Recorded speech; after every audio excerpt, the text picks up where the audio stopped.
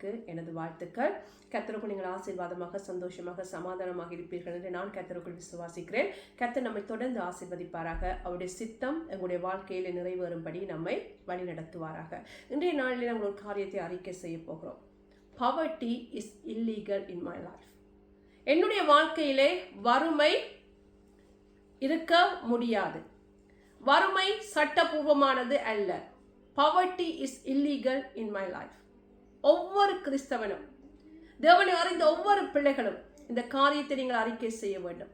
ஏனென்று சொன்னால் ரட்சிப்பு வெறுமனே நித்திய ஜீவனை பெறுவதற்கு உரிய காரியம் அல்ல.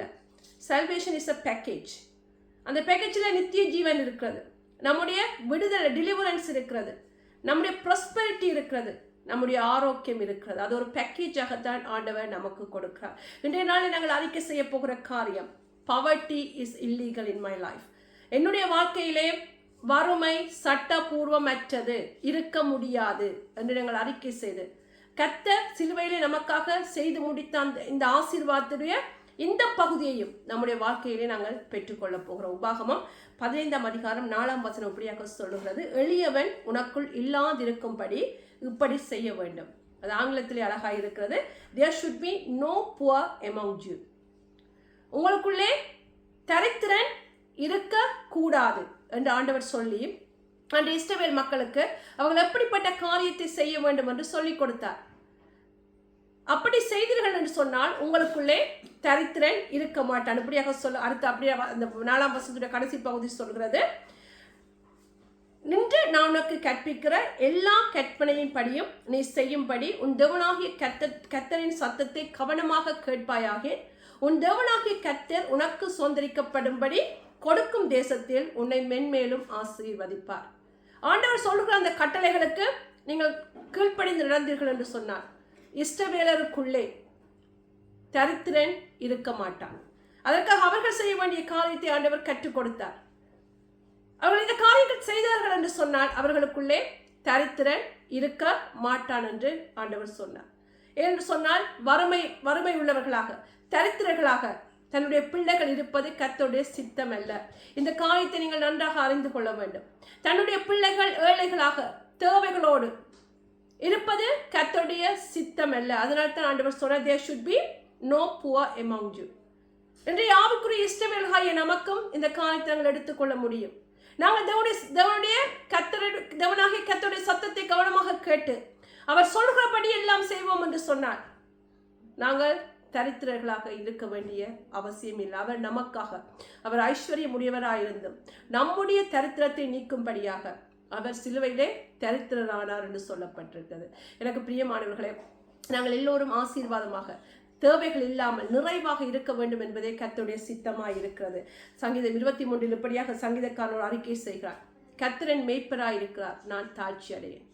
கர்த்தர் என்னுடைய மேய்ப்பராய் இருக்கிறபடினால் எனக்கு எந்த குறையும் இருக்காது. ஆங்கில மொழிபெயர்ப்பு அழகாக சொல்கிறது, I have all that I need. எனக்கு தேவையான எல்லாம் என்னிடத்தில் இருக்கிறது. Because God is my shepherd. ஆண்டவர் நம்முடைய மேய்ப்பனாக இருக்கிறபடினால் எனக்கு தேவையான எல்லாம் என்னிடத்தில் இருக்கும் என்று அவன் அறிக்கை செய்கிறார். It is a prophetic declaration. அப்படியே அறிக்கை செய்த அவன் வாழ்க்கை ஆசீர்வாதமாக இருந்ததை நாங்கள் பார்க்க முடிகிறது.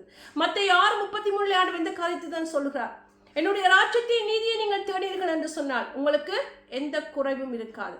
எல்லா தேவைகளையும் சந்திக்கிற தேவன். நம்முடைய குறைவுகள் எல்லாம் இயேசு கிறிஸ்துவுக்குள் மகிமையில் நிறைவாக்குகிறார் என்று வேதம் சொல்லுகிறது. அப்படியாக இருக்க வேண்டும் என்பது கர்த்தருடைய சித்தமாக இருக்கிறது. இன்றைய நாளில் நாங்கள் அறிக்கை செய்ய வேண்டிய காரியம், Poverty is illegal in my life. வறுமை என்னுடைய வாழ்க்கையிலே சட்டபூர்வமற்றது. வறுமை என்னுடைய வாழ்க்கையில இருக்க முடியாது. அது கர்த்தருடைய சித்தமும் அல்ல. உங்களுக்குள்ளே தரித்திரன் இருக்க கூடாது என்பதே கர்த்தருடைய சித்தமாய் இருக்கிறது. அப்படியாக கர்த்தர் நம்மை ஆசீர்வதிக்க விரும்புகிறார். முதலில் நாங்கள் அதை நம்ப வேண்டும், பின்பாடு அதை நாங்கள் அறிக்கை செய்ய வேண்டும். லூக்கா 16 அதிகாரத்திலே நாங்கள் ஒரு மனுஷனை பார்க்கிறோம். லாசரு என்று பேர் சொன்ன ஒரு மனுஷனை பற்றி பார்க்கிறோம். இங்கே சொல்லப்பட்டிருக்கிறது லூக்கா 17:20. 19 வசனத்திலே ஐஸ்வர்யம், அதையும் வாசிக்கலாம். லூக்கா 17:19 இப்படியாக சொல்கிறது, ஐஸ்வர்யம் உள்ள ஒரு மனுஷன் இருந்தான். அவன் இரத்தாம்பரமும் விலையேறப்பெற்ற வஸ்திரமும் தரித்து அனுதினமும் சம்பிரமமாய் வாழ்ந்து கொண்டிருந்தான். 20ஆம் வசனம், லாசர் என்னும் பெயர் கொண்ட ஒரு தரித்திரம் இருந்தான். அவன் பருக்கள் நிறைந்தவனாய் அந்த ஐஸ்வர்யாவுடைய வாசல் அருகே கிடந்து அவனுடைய மேஜையிலிருந்து விழும் துணிக்கைகளினாலே தன் பசியை ஆற்ற ஆசையாயிருந்தான். நாய்கள் வந்து அவன் பருக்களை நக்கிட்டு. இங்க என்ன காரியம் பார்த்தீர்கள் என்று சொன்னால், அவன் இறந்த போது 22ஆம் வசனம் இப்படியாக சொல்கிறது, அந்த தரித்திரன் மரித்து தேவ தூதரால் ஆபிரகாமுடைய மடியிலே கொண்டு போய் விடப்பட்டார். ஆபிரகாம் மடி என்பது சொல்வது பரடைஸ். அதன் ஆண்டவர் சிலுவையில் இருக்கும் போது அந்த அவனோடு கூட அறையப்பட்ட அந்த மனுஷனை, அவன் கள்ளன் அல்ல, அவன் ஒரு கிரிமினல், அவனை பார்த்து சொன்ன காரியம், இன்றைக்கு நீ என்னோட கூட பரதீசில் இருப்பாய். அதான் ஆபிரகாமுடைய மடி. இங்க தரித்திரன் மரித்து ஆபிரகாமுடைய மடியிலே பரடைஸிலே அவன் கொண்டு வைக்கப்பட்டான், தேவ தூதர்களால் வைக்கப்பட்டான் என்றால் என்ன மறைமுக வேதம் சொல்லுகிறது, அவன் ரட்சிக்கப்பட்டவன். இன்றைய நாளில் நாங்கள் எங்களோடு ஒப்பிட்டு பார்க்கும்போது அவன் பரடைஸுக்கு போக முடியும் என்று சொன்னால் அவன் தேவனை அறிந்தவன், தன்னுடைய வாழ்க்கையை ஆண்டவராக இயேசு கிறிஸ்துவுக்கு ஒப்பு கொடுத்தவன்.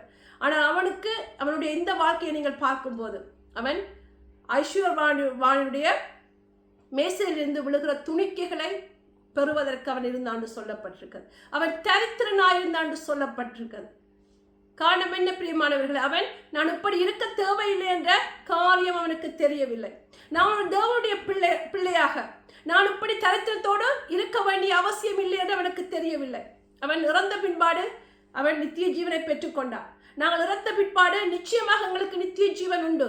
ஆனால் இந்த வாழ்க்கையிலே ஆண்டவன் நமக்கு ஆசீர்வாத காரியங்களை பெற்றுக்கொள்ளாமலே நாங்கள் போய்விடுவோம். எனக்கு பிரியமானவர்களை, நீங்கள் இதை அறிந்து கொள்ள வேண்டும். Poverty is illegal in my life. என்னுடைய வாழ்க்கையிலே வறுமை இருக்க முடியாது, சட்ட பூர்வமற்றது அது என்னுடைய வாழ்க்கையிலே இருக்க முடியாது. கானானிய ஸ்திரியை பார்த்து அவன் கேட்கும் போது, ஆண்டவரே என்னுடைய மகள் பிசாசினால் கொடிய வேதனைப்படுகிறார் என்று ஆண்டவர்கிட்ட கேட்கும் போது ஆண்டவர் சொன்ன காரியம், பிள்ளைகளுடைய அப்பத்தை எடுத்து நாய்க்குட்டிகளுக்கு போட முடியாது. பிள்ளைகளுடைய அப்பம், deliverance is a bread of the children. அதே போல ஐஸ்வர்யம் பிள்ளைகளுடைய அப்பம்.